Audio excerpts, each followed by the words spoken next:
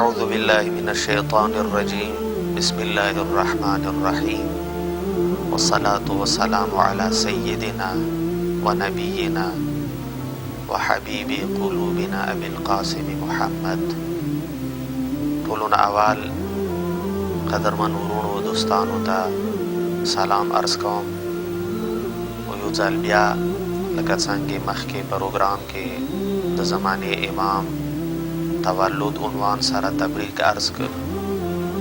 د زمانې امام عاشقانو ته تبریک عرض کوم. یقینا مهدویت کومه مسله دی اسلام کې چونکه امامت سره مرتبط دی او د مو عقیده دا دی چې امامت ادامه دی د نبوت او رسالت و د خدای حجت او حجیت مسله دی. لکه څنګه مسلمانانو معروف حدیث دی، هم اهل سنت هم اهل تشیع پیغمبرنا من مات ولم يعرف امام زمانه مات میتة جاهلیه.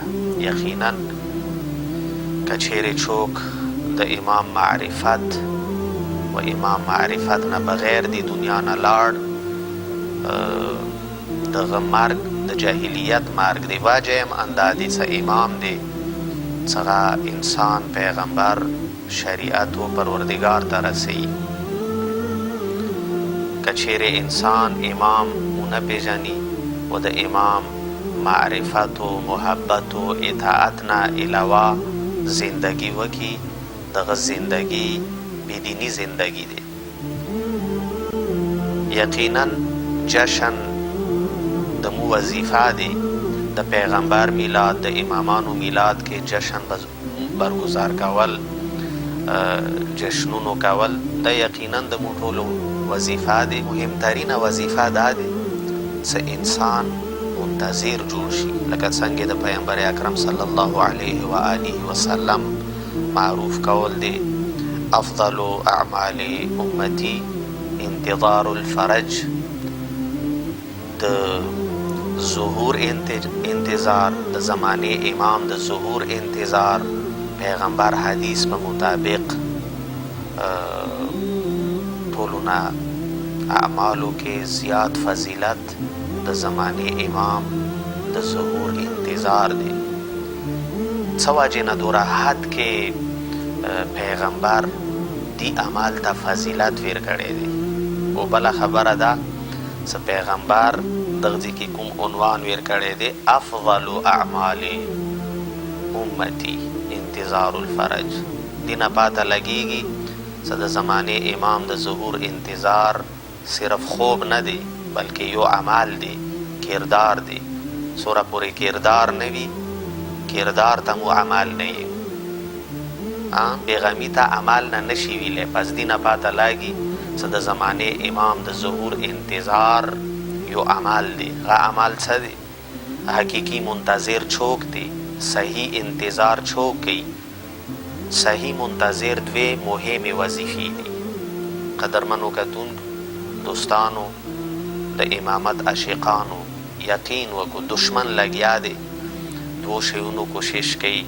یو دا سمونه عاشورا واخلی، عاشورا کې بدعتونه رنا بسی، د عاشورا کوم حقیقت تیغا ختم کی، شهادت جذبه مونه واخلی.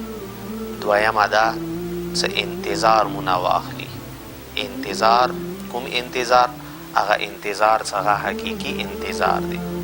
حقیقی انتظار یو کردار دی، یو عمل دی. کوم کردار؟ حقیقی انتظار کې پکار دی دوی مهم وظیفه مو انجام کوم. دوا مهم عملونه دي څنګه مو وکړو. یو دا ټولو نه اول پکار دی انسان د خپل ځان اصلاح وکړي، اصلاح نفس. سوره پورې انسان اصلاح نفس نوي کړي اوره پورې غا د زمانه امام منتظر نشي کېدی. دویمه وظیفه څه دی؟ دویمه وظیفه دا دی کله انسان خپل ځان اصلاح وکړه، کله انسان خپله صالح شول هغه د بعد هغه مصلح جوړېدی شي پکار دی روزي د جامعې اصلاح وکړي. منتظره جامعه هغه دی څنګه حسینی جامعه وي. منتظره جامعه هغه دي څه کې شهادت جذبه وي. هیڅ کله هغه جامعه منتظره نشي کیدی څه کوفې غوندې خاموشه جامعه وي. دی نکتې باندې معمولا علما تاکید کوي.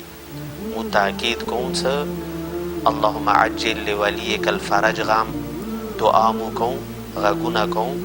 اخ ټیم کې مو حقیقي منتظران یو که چیرې لبیک غږ د مو اهل کوفې والاو باندې لبیک نه وي حقیقي منتظر سره ته امام یې کوم حالات کې وي مو آماده وو تیار وو امام نیمې لیارې کې پرې نږدو.